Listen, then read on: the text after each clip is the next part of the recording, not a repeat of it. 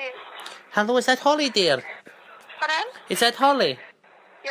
Hi, I spoke to you last week. I ordered an Inferno. Pardon? I ordered an Inferno pizza from you last week. I've been to the doctors and I've had a few problems since I've ordered my pizza. I just wondered if you could tell me what the hell you put on it. One second. No, it's Holly. It was you I spoke to before, dear. It was I had jalapenos, chilies, peppers, and it was hot. My bum stinging and everything. Are you still there, dear? Hello? Hello, is that Holly, dear? Sorry?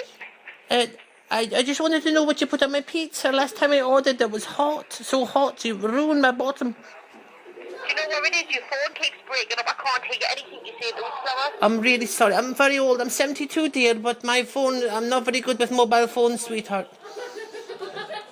Do you... Have you already ordered? No, I ordered a pizza last week, dear. My peppers. I had peppers on it. It had peppers on it? Yeah, but they're too hot, dear. I'm just warning you to warn your other customers. They're too hot.